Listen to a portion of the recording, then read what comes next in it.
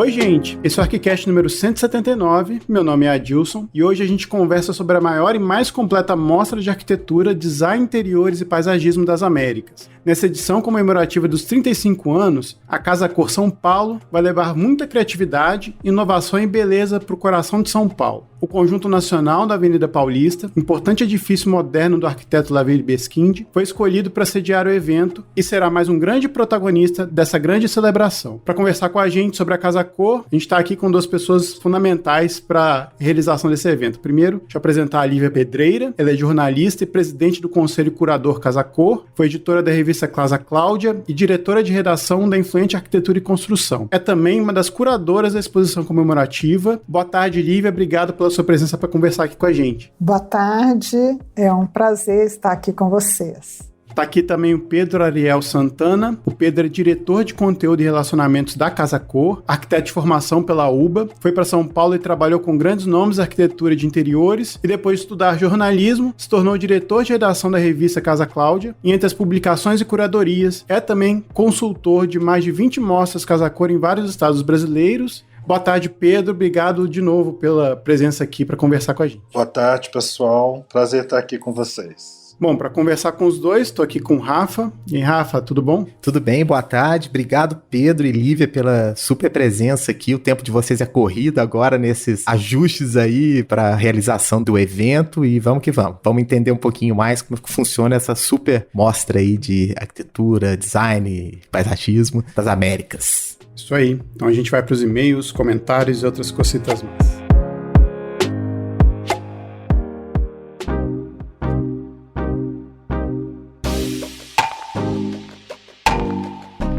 Voltamos com mais uma leitura de e-mails, comentários e outras cositas más. Estou aqui com o grande Rafael. E aí, Rafael, como é que você tá? Beleza. E tu, Tatu? Tudo certíssimo, agora melhorando porque final de semestre, para quem está estudando nas faculdades aí, deve estar no tempo de respiro agora. Isso mesmo, hora de, como é que fala? Colocar a chuteira de molho. Chuteira de molho, existe isso? Chuteira de molho chuteira não, de né? Molho? Eu misturei as barbas de molho com a pendurar a chuteira. Tá valendo.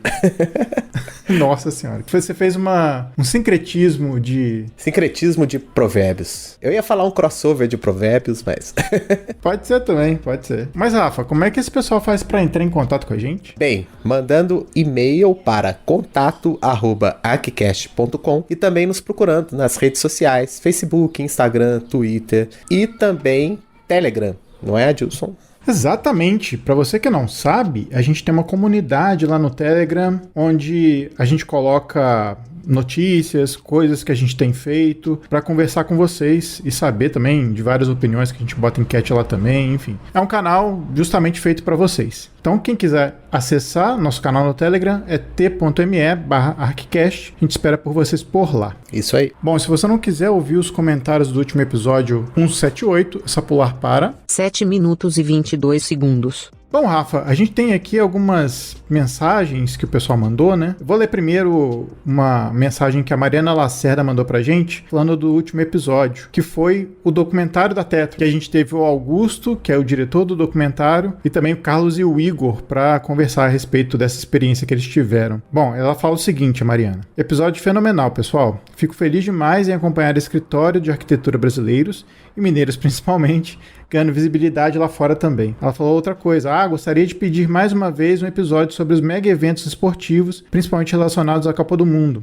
Recentemente fiz um artigo sobre esse tema e os impactos no meio urbano e fiquei chocado e empolgado em debater e discutir mais sobre esse assunto. No momento estou escrevendo mais focado para o lado dos impactos dos Jogos Olímpicos em Barcelona e no Rio de Janeiro, já que as duas cidades têm uma importância muito grande para o país. Acredito que com o episódio iria ajudar a fervilhar mais ainda as ideias. Pois é, Mariana, essa sugestão já apareceu aqui, inclusive a gente praticamente já preparou um episódio, mas a gente acabou não gravando, mas é uma coisa que está no nosso radar, né, Rafa? Isso aí, tá? Não, esse tema é super importante e eu acho que quanto maior o distanciamento que a gente tem desses eventos e tal, a gente consegue fazer de forma mais criteriosa e também entender um pouco mais desses efeitos colaterais. Mas é um super tema, tá na nossa lista aqui, com certeza. Breve, né, Adilson? Sim, breve. Bom, a gente tem um outro e-mail que a gente recebeu também, né, Rafa? Isso aí, a gente pede que vocês nos mandem e-mails, porque e-mail é o famoso correio elegante da internet, né? Uma coisa que muita gente nem usa mais tanto, né? Por conta de rede social e também esses aplicativos aí, WhatsApp, Telegram da vida. A gente recebeu um e-mail muito legal aqui da Tatiana Camargo. A Tatiana Camargo, ela mandou assim: olá, queridos, recebi a indicação hoje desse podcast do meu grupo de faculdade. Estou no 3º semestre de Arquitetura e Urbanismo da Cruzeiro do Sul e que delícia realizar meus afazeres, habituando meus ouvidos e meus sentidos nesse mundo da arquitetura. Estou no EquiCast número 4 de 2016. Estou no passado, lutando aqui para seguir a ordem cronológica e não estragar as surpresas. E chegar no futuro e saber como estão todos vocês e como se desenvolveu esse projeto despojado, respeitoso e de muito ganho cultural e acadêmico. Só agradecimento a todos pela dedicação. Estamos divulgando nos grupos para as turmas de 2022 e em breve estaremos juntos no futuro. Um abraço de uma arquiteta em desenvolvimento, Tatiana Camargo. Super legal, Tatiana. Obrigado pelo e-mail. Uma coisa que a gente brincava lá atrás, brincava direto com isso. Se você está nos ouvindo no futuro, e a gente não imaginava que isso ia acontecer, e já está acontecendo. E assim, meus parabéns por conseguir tentar escutar em ordem cronológica todos e já não ir pulando para aquilo que te interessa e tal. Mas vamos lá, um dia você vai escutar isso que eu tô falando, possivelmente não hoje, né? Então, quem sabe a gente te dá um spoilerzinho lá nas redes sociais, né? Pois é, o problema dela ouvir episódios do passado é que ela só vai ouvir isso aqui, esse recado pra ela daqui a sei lá quanto tempo. Quando vê, já foi, né? Exatamente. Não, e o e-mail dela o título foi De Volta ao Futuro, né? Não é De Volta para o Futuro, mas a gente pode deixar uns easter eggs aqui, a lá Doc Brown, né? Doc Brown que deixava umas coisinhas pro futuro.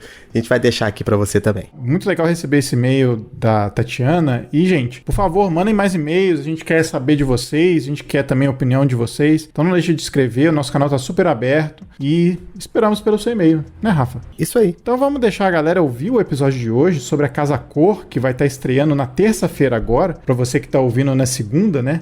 Isso mesmo, pauta quente. Então a gente volta daqui a 15 dias com mais um episódio pra vocês e bom episódio. Valeu!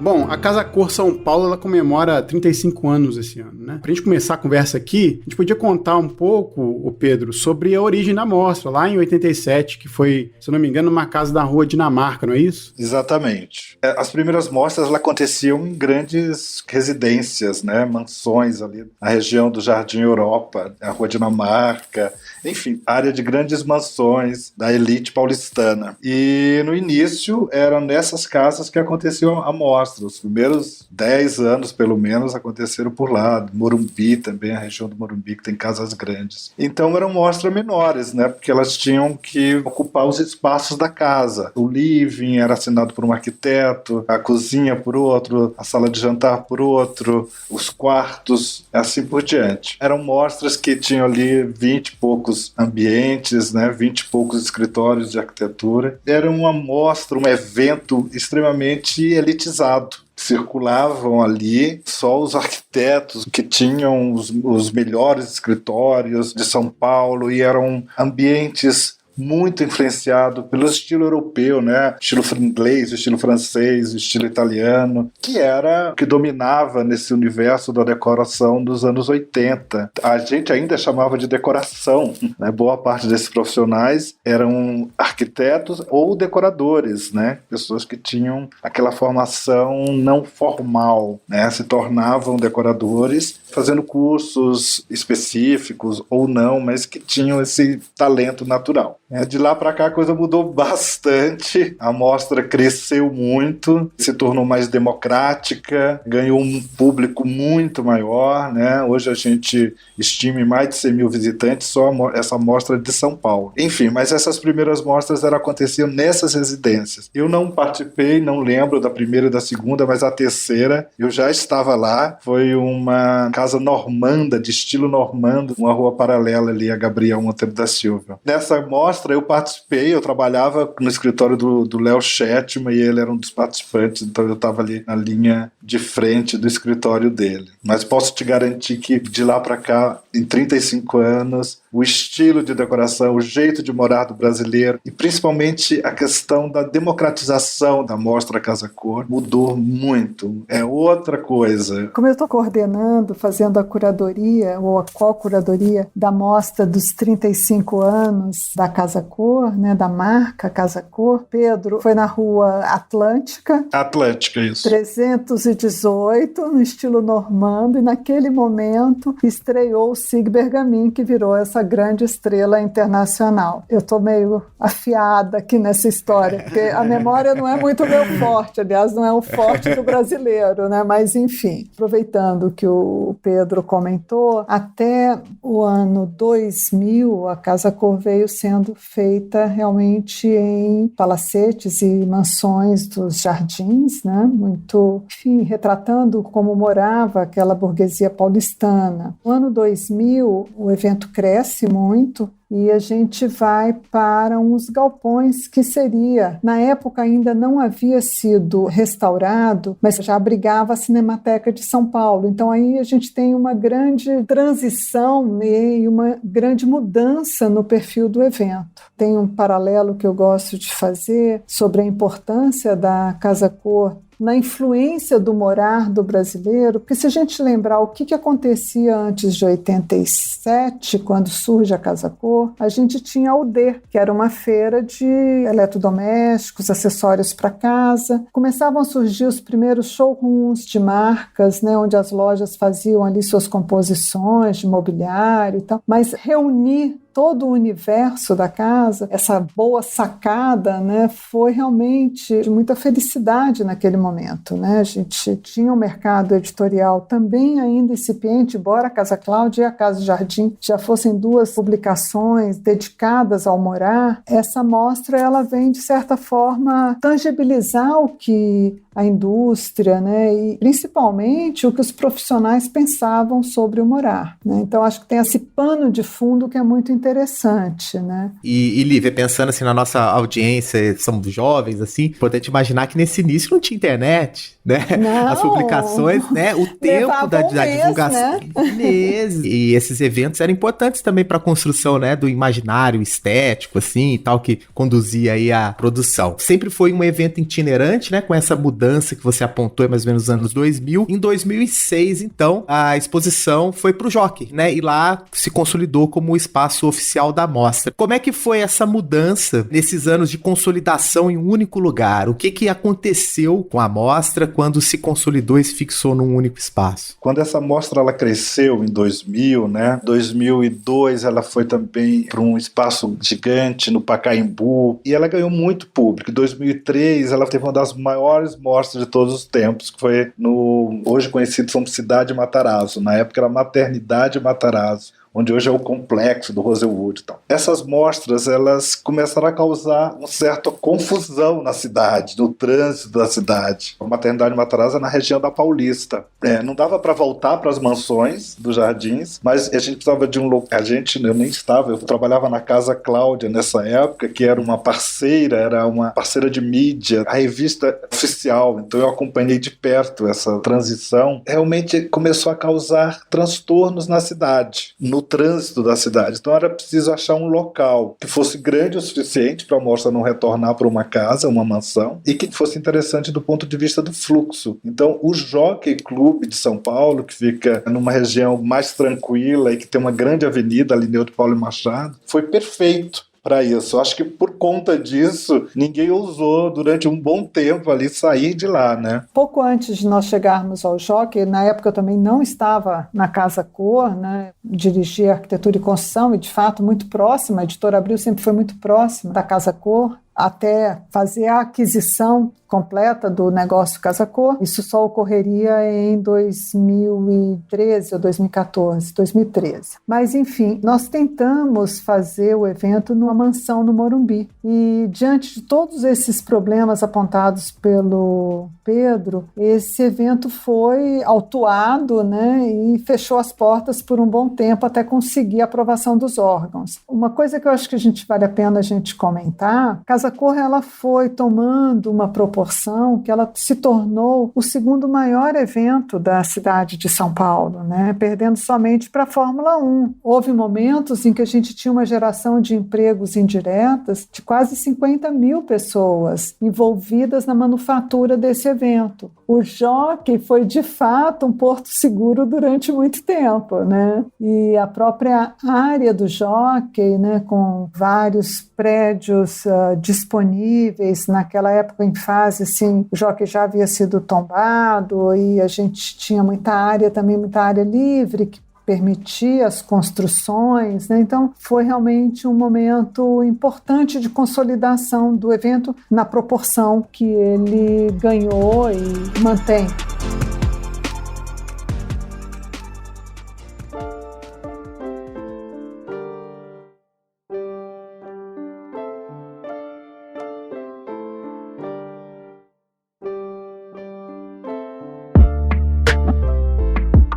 Casa Cor 2003, né, que o Pedro falou, tava olhando aqui enquanto vocês estavam falando, ela bateu um recorde de 103 mil pessoas, né, então essa coisa no pulsante, no centro, e eram 14 mil metros quadrados, né, e de fato o Jockey já 65 mil metros quadrados, né, disponíveis, então deu aquele respiro. A gente entende que essa ida pro Jockey foi uma questão mesmo da demanda, né, mais uma dúvida mesmo em relação dentro da mesma pergunta. Depois que foi pro Jockey, mudou muita coisa do que era antes do Jockey e durante todo esse período que ficou lá? Mudou, e eu acho que assim, a Casa Cor tem alguns ciclos que são importantes, né, de a gente distinguir. A Casa Cor surge com duas mulheres, né, uma delas era argentina, que veio morar em São Paulo, Angélica Rueda, e a Yolanda Figueiredo, que era a paulistana, e dois sócios argentinos, que, inspirados no modelo de um evento beneficente norte-americano que existe em Nova York até hoje, que é o Kips Bay, que são eventos beneficentes, e outro na Argentina, que é a Casa FOA, eles trouxeram essa ideia, né, muito ligada a ações beneméritas. Então, essas mulheres, com esses dois sócios, fundaram esse negócio, que teve ali uma parceria de imediato com a Olga Creel, que era editora da Casa Cláudia, que entendeu naquele momento a importância do evento. Aí corta, ali mais ou menos em 2000, 2001, essas datas eu não tenho muita certeza. Elas vendem o negócio para o Banco Pátria. O Banco Pátria traz o Roberto Gimbério, que era diretor de marketing da Editora Abril, que trabalhou desde sempre com a Olga Creel também, para dirigir o negócio. Então, quando a Casa Cor aporta no Jockey, esse foi o segundo evento, se não me engano, o segundo ou terceiro evento feito pelo Roberto Gimbério.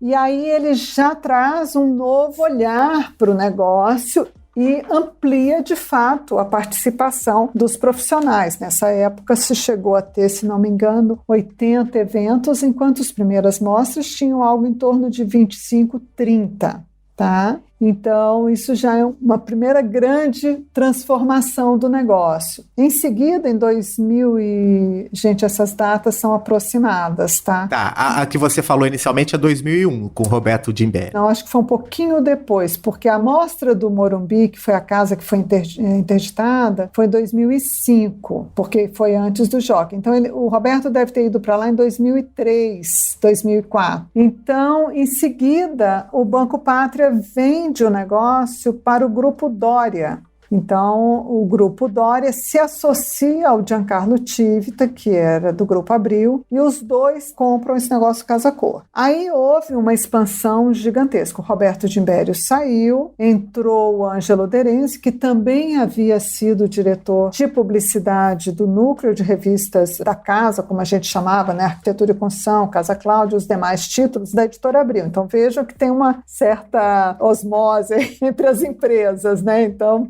na época do Doria, a gente precisa lembrar que esse país apresentou um crescimento, né, e uma ascensão da classe C que foi muito significativa naquele momento. né? Então houve um boom imobiliário e isso teve impacto no evento. O evento cresceu demais, chegou a ter 126 ambientes, né? Assim, a gente teve ali em algum momento alguns problemas e pela primeira vez a Casa Cor tem uma concorrência que de fato veio fazendo uma promessa de mudança no mercado, né?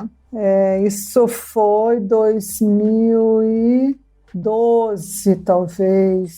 2012, a crise da Casa Cor, né? Eu acho que vale a pena retomar isso aí. Então, nos anos 80 e 90, a Casa Cor era extremamente elitizada, dentro de uma casa, no máximo 25 ambientes, 30, eu acho que chegou nas grandes mansões. E ela chegou a ter mais de 120 nesse período aí. 2008, 2009, 2010, foi esse auge do Brasil, do ponto de vista econômico, e também da expansão da Casa Cor. Só que quando ela chegou nesse ponto, ela se descaracterizou, né? Ela já não era evento mais só voltado para o universo do morar. Então existia uma mostra que era paralela, depois se juntou, que se chamava Casa Hotel, Casa Kids, Casa Office, tudo relacionado à arquitetura. Casa Talento, Pedro, nossa, que eu nem sei o que é. Era de design, Casa Talento era design, Lívia. Foi esse ano que a Gisele Bündchen foi homenageada, não foi? Então nós tivemos muitos homenageados, sabe? Até mas o era assim. presidente Lula foi homenageado com uma suíte. Todos os grandes jogadores de futebol, enfim, todos, assim. Mas era isso, ela ficou descaracterizada, ela perdeu aquele conceito que era de mostrar o jeito de morar, ou as novidades do universo do morar, né? Afinal, chama Casa Cor. E ela partiu da arquitetura sempre, né? Design interiores, para outros caminhos. Mas ela perdeu o DNA dela, ela estava se descaracterizando. Foi aí que surge essa mostra paralela, essa mostra concorrente, que ela tinha os princípios do início da Casa Cor. Então foi ótimo para a Casa Cor repensar o que estava acontecendo com a marca. A relevância da marca, apesar dela ter sido muito grande, ela estar grande, ela tinha perdido relevância. Foi distanciando da essência. Foi se distanciando da essência. E aí é que a Lívia foi convidada para dirigir a Casa Cor nesse momento, em 2014, na verdade, mas a crise vinha desde 2012, e nós detectamos essa crise ali como revistas, né? Nós fazíamos as revistas que tinha esse papel de crítico, né? Crítico das mostras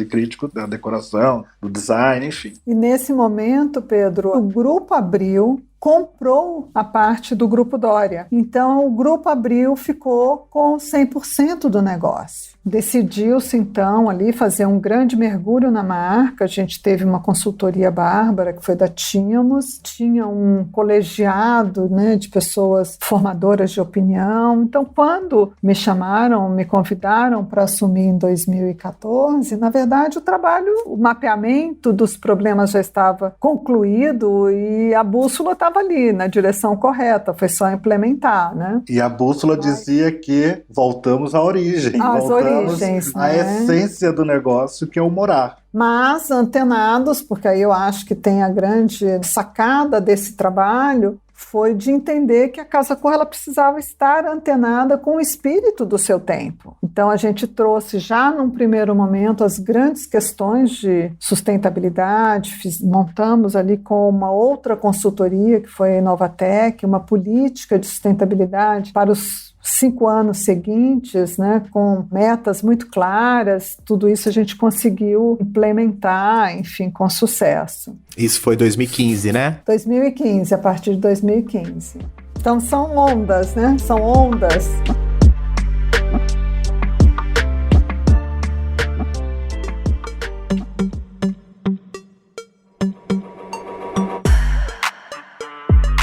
E agora um tsunami, né? Agora o tsunami. Não, o tsunami não. Já foi. Não foi. 2020. O tsunami foi 2020. Como é que você, que vive de eventos, né, encara uma pandemia, onde não era possível fazer os eventos. Exatamente essa pergunta que eu ia fazer, né? Como é que foi esse ano de 2020? Como é que foi o after 2020 também? Eu queria entrar um pouco no papo, porque 2020, como a gente tá falando aqui, foi um ano extremamente problemático, não só para a humanidade, mas principalmente para os eventos que não puderam ser mais presenciais por algum tempo. E aí eu queria saber, primeiro, como é que foi encarar 2020 e o que ficou de 2020 para cá, o que foi absorvido em termos de realização de evento, encarar multidões, fazer com que essas transformações inevitáveis acontecessem, mas o que foi absorvido disso tudo, seja para o bem ou seja para o mal? Óbvio, né? A gente meio que paralisou. A gente tinha no planejamento do evento de 2020, o master plan do evento estava pronto no Jockey, né? Quando nós decidimos, no dia 16 de março de 2020, cancelar o evento, né? Então, imagina o impacto disso para o negócio, né? E toda a rede de stakeholders que estão satélites aqui em torno desse evento, né? Aqueles 50 mil empregos indiretos que a gente gera. Então, foi um impacto gigantesco. Ao mesmo tempo, a gente entendeu que, enfim, havia ali uma oportunidade de pensar o evento em novas plataformas. E aí surgiu a ideia de fazermos o Janelas Casa Cor, né, utilizando todo o nosso background em eventos presenciais no universo digital. Fizemos ali aquele bem bolado entre esses dois mundos, né, físico e digital. O Janelas foi um sucesso, né? Ele foi realizado em 10 cidades brasileiras. O conceito era de possibilitar a experiência de ver, né, dos passantes, das pessoas que estavam passando de carro, a pé, de bike, por esses espaços onde esses containers, que na verdade eram grandes vitrines, estavam colocados, né? Em São Paulo nós estivemos em 14 lugares, 14 pontos da cidade, 4 deles pouco fora do nosso usual, em comunidades, né, como Jardim Colombo, Cidade Tiradentes. Aí já tem uma outra pegada, né, que, como a gente estava falando,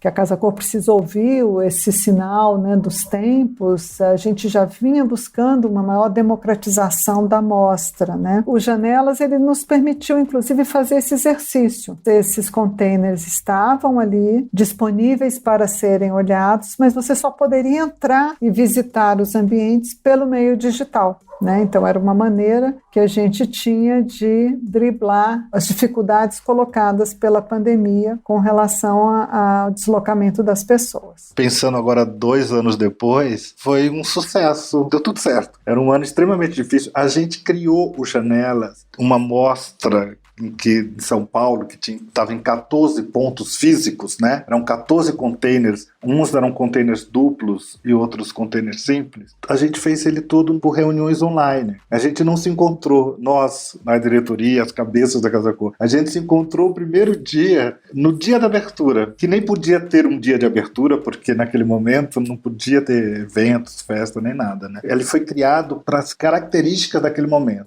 Ele tinha que ser ao ar livre, que não podia ser ambientes fechados. O ambiente ficava fechado, então ele funcionava como uma vitrine, ou seja, o público via da calçada, da rua, da praça, mas não podia entrar. Era um momento de abertura ali, né? Aconteceu em novembro e dezembro, né? Começo de novembro e ficou até o final do ano, até o dia 20 de dezembro, mais ou menos. E ele tinha essas 2 características que foram relevantes para aquele ano. Uma, essa questão tecnológica. O mundo todo se adiantou tecnologicamente. Cada um de nós começou a dominar mais plataformas. Então a gente fez essa mostra híbrida, que para você entrar, ver os detalhes dos ambientes, você só podia fazer isso através de um filme, né, um 360 graus lá na internet. Na verdade tinha um QR Code, você podia fazer pelo celular também, ali da mostra, pegando as características dos móveis, dos objetos. E a 4ª característica era a questão da responsabilidade social. Lembra? Foi um momento de grandes correntes de ajuda à periferia, aos desempregados, de arrecadação de alimentos. E a gente foi para essa periferia. Como disse a Lívia, tínhamos 4 containers que foram organizados, foram feitos pelos nossos arquitetos, mas eles tinham uma função social em comunidades. No Jardim Colombo, que é uma comunidade ali do Paraisópolis. Enfim, então a gente tentou unir essas 4 necessidades e 4 características daquele ano, daquele momento. O Janela, você também perguntou sobre que consequências teve o Janela, né? E os Janelas continuam. Neste momento está acontecendo no Janelas Casa Cor no Tocantins. Ano passado tivemos em Aracaju. A gente percebeu que o formato dos Janelas era um bom momento de entrar em algumas praças de tamanho, de porte médio, que não comportavam uma casa-cor tradicional, é um evento caro, enfim, em praças onde ela não existia. Então, em 2021, nós tivemos em Aracaju e Tocantins, esse ano novamente em Tocantins, em Palmas, que é uma cidade de pouco mais de 300 mil habitantes, enfim, em grande expansão, né, do agronegócio e tudo mais, mas ainda é uma cidade pequena, menor que Juiz de Fora, bem menor. É isso, mas são consequências. Completando essa análise que o Pedro nos faz, que é super fidedigna a tudo que nós vivemos, também nos deu um impulso para romper quase que com aquele moto contínuo de estarmos no Jockey num endereço fixo. Então, nesse momento, a gente entendeu que a gente poderia voltar também às origens mais uma vez e voltar à itinerância.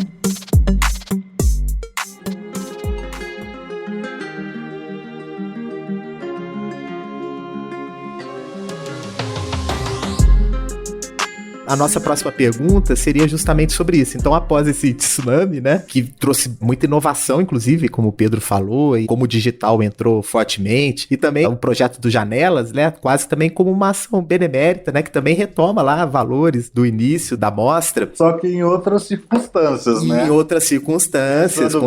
Pensando que a Casa Cor começou com essas senhoras da sociedade de suas ações beneméritas, que é uma super tradição, e hoje a gente indo para a periferia, mostrar ambientes interessantes, decorados e oferecer. Então nós demos uma biblioteca ao lado de uma escola na periferia, na Vila Andrade.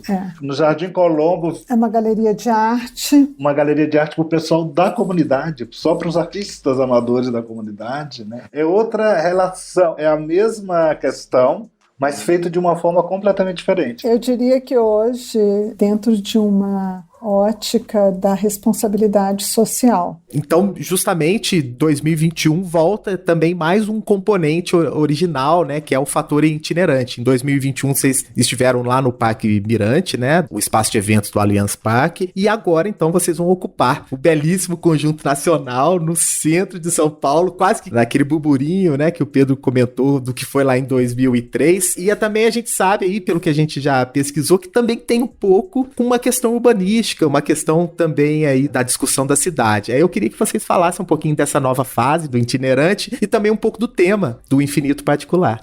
Quando decidimos que o evento não estaria mais no Jockey, né, e buscamos uma alternativa, eu havia visitado o Allianz pesquisando espaços onde nós teríamos os containers do Janelas, que naquele momento o Allianz estava fazendo, ele abria a possibilidade das pessoas percorrerem o campo de carro, né? Então fui lá dar uma olhada se não caberia ali 2 containers. E aí visitando, eu falei, perguntei, mas o que tem naquela laje ali em cima? Aí a pessoa falou, vai ser um L-ponto. Eu falei, mas o que tem lá? Ah, não tem nada. E aí fui visitar e, fiquei maravilhada com o que eu vi, porque primeiro que há uma expansão imobiliária ali, hoje já até consolidada, né, com universidades, aquela área do Allianz é, digamos, o berço da industrialização paulista, né, com as empresas do Matarazzo, as indústrias Matarazzo ali, ainda com remanescentes, como a chaminé e tal. Então tinha ali um cenário muito interessante. E começamos a olhar para aquele espaço, que era um edifício garagem plugado no Allianz, né, como um endereço potencial que se viabilizou muito bem. Então eu chamo assim, nós saímos do Jockey para um não lugar, né? Porque era um lugar onde Era um estacionamento, uma laje sem nada, e onde a gente conseguiu ali contar uma nova história, né? Nesse momento a gente até trouxe um artista importante, multimídia de São Paulo, que é o Felipe Morosini. A gente fez toda uma campanha, né? Eu Serei Outro Lugar, e realmente a gente conseguiu ali atrair não só importantes profissionais, como um público bastante interessante, né? Nós tivemos uma visitação de 80 mil pessoas, lembrando que nós atendemos a todas as regras sanitárias vigentes no momento. Então a gente mudou, inclusive, a maneira como a gente tratava a nossa agenda de visitação, né? Então eram visitas agendadas. No passado nunca tivemos essas limitações, mas logramos assim de muito sucesso, que foi muito bacana. E fizemos um evento super seguro, sem nenhum caso registrado na época de Covid, enfim, atendendo a questões que já na nossa política de sustentabilidade a gente já trazia, que era, de fato, perseguir que o evento inteiro tivesse uma ventilação natural e uma iluminação natural, coisa que o Jockey, em alguns dos prédios, eram questões que eram muito delicadas da gente tratar. Com isso, começamos a imaginar qual seria o próximo endereço, né? Porque sim, a questão das cidades e a questão urbana, ela passa a ser fundamental para o evento.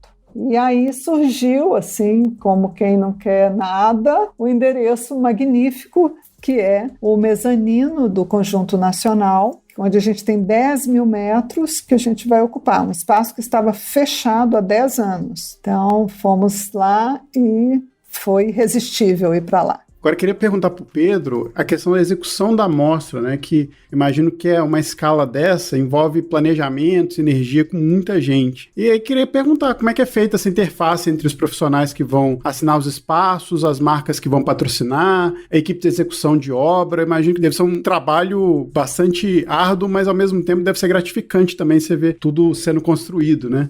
Você passou já para a parte prática e eu estava me preparando para falar sobre o infinito particular. Olha só. Fica à vontade para falar do infinito particular antes, tá?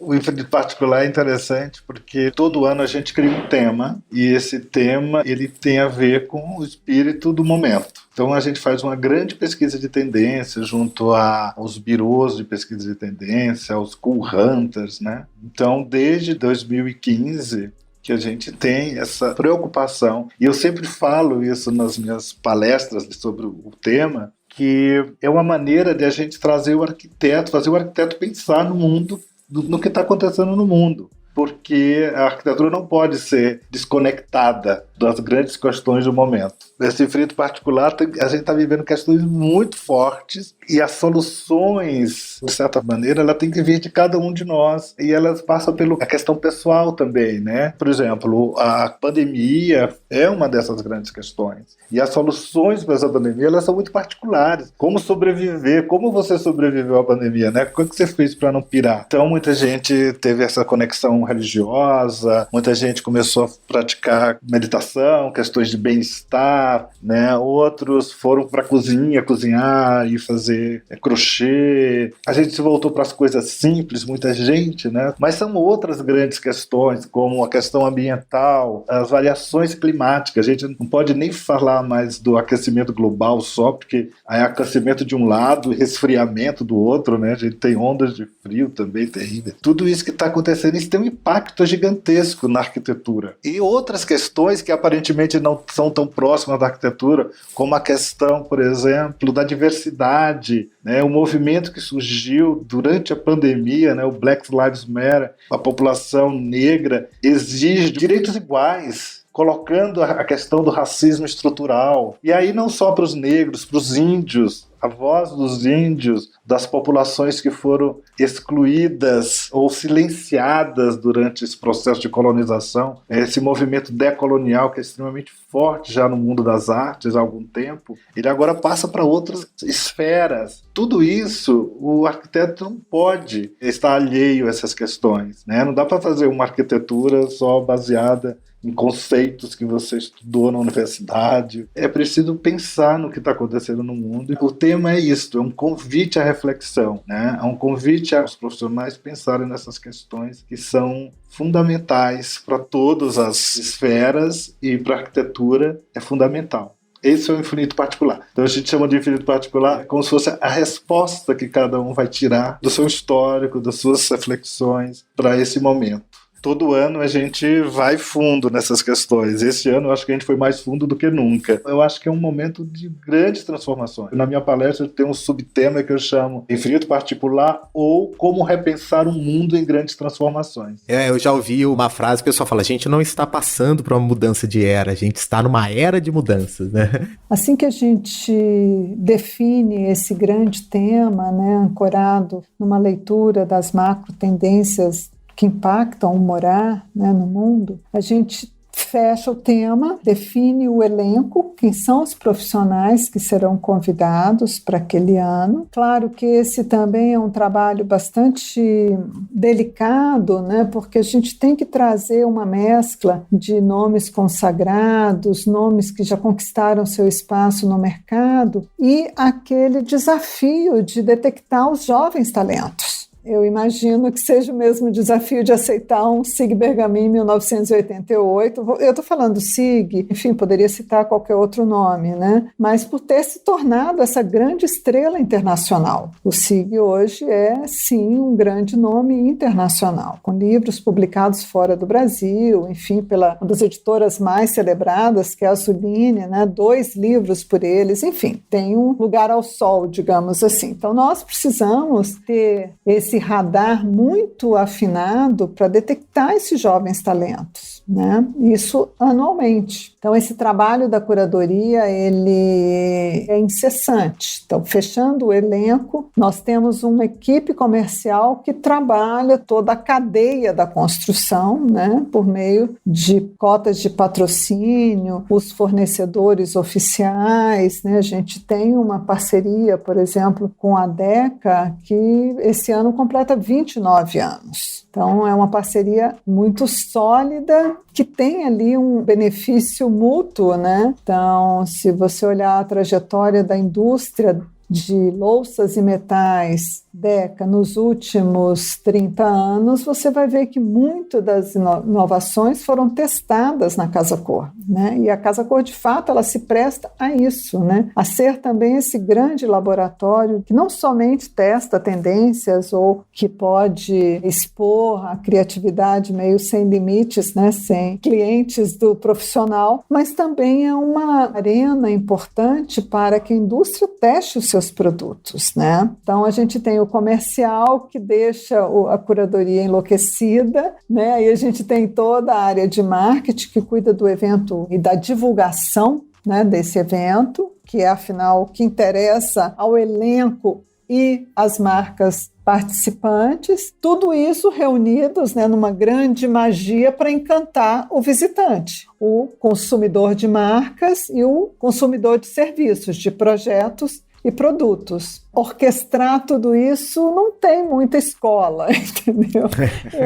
Eu sempre faço o paralelo do Zubimeta tentando reger uma orquestra, né? Você tem que ter o ouvido muito apurado para ouvir se aquele violino que entrou na hora certa ou não, né? Então, é um negócio muito mágico, né? Exige uma dedicação intensa e uma sincronicidade entre as áreas que trabalham o evento.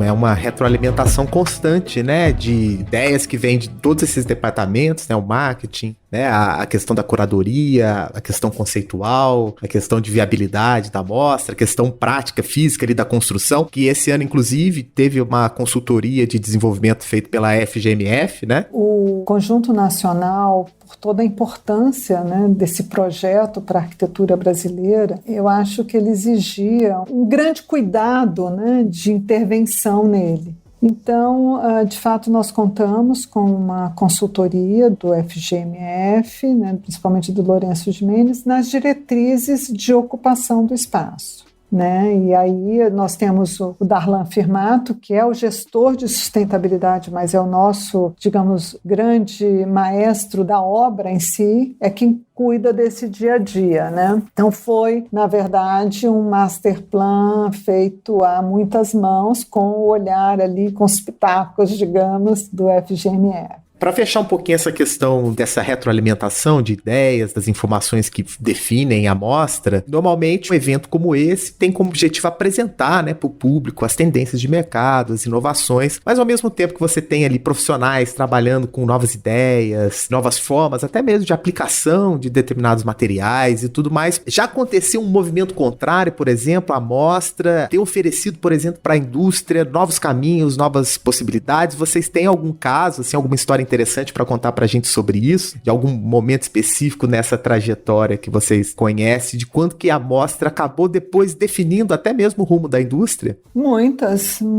exemplos. A primeira vez que alguém viu, de fato, um loft, por exemplo, um loft com espaços absolutamente integrados, foi na Casa Cor, naquele lugar que permitia, sim, se fazer um loft, que foi na Cinemateca, em 2000.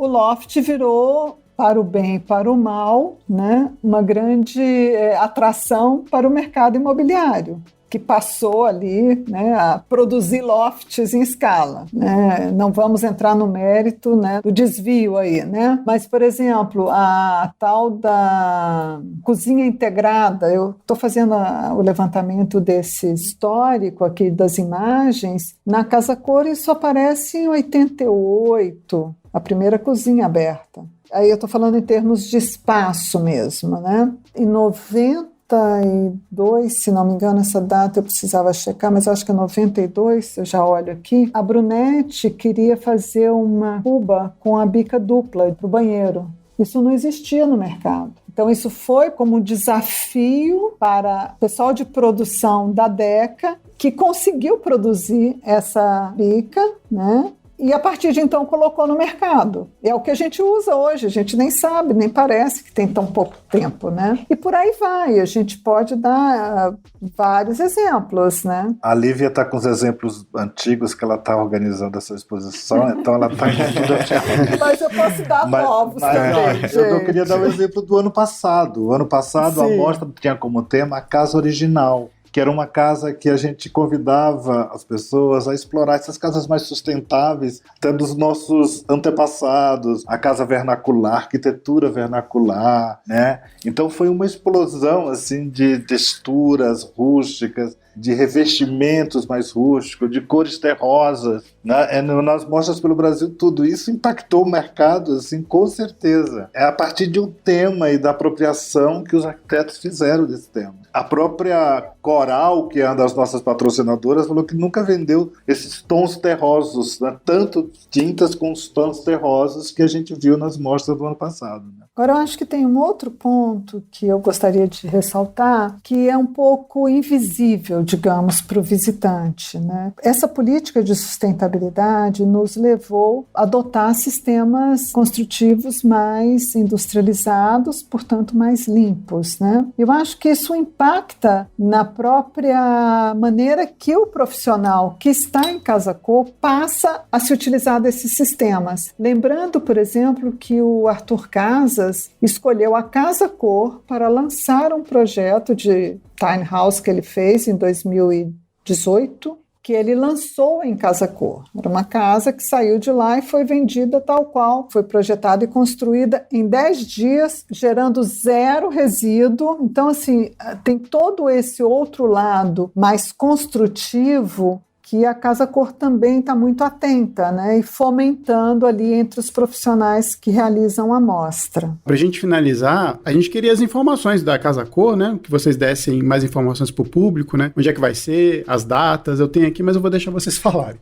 Bom, então, Casa Cor, este ano acontece nesse icônico edifício que já falamos aqui, grande exemplo da arquitetura modernista, é o Conjunto Nacional, que fica numa das principais esquinas das mais movimentadas da cidade de São Paulo, que é a Avenida Paulista com a Rua Augusta e a Alameda Santos, e mais a Padre João Manuel, né, porque ele toma um quarteirão inteiro. É um prédio bastante conhecido de todo paulistano, de muita gente, arquitetos, de uma maneira geral. Ela vai ter início a partir do dia 5 de julho, né, uma terça-feira, 5 de julho, e fica até dia 11 de setembro, né, sempre a partir do meio-dia até às 22 horas. Sendo que esse ano a gente tem uma condição especial, porque nós teremos no terraço, né, onde no passado era o tradicionalíssimo restaurante Fasano, nós teremos 2 operações de Casa Cor, que serão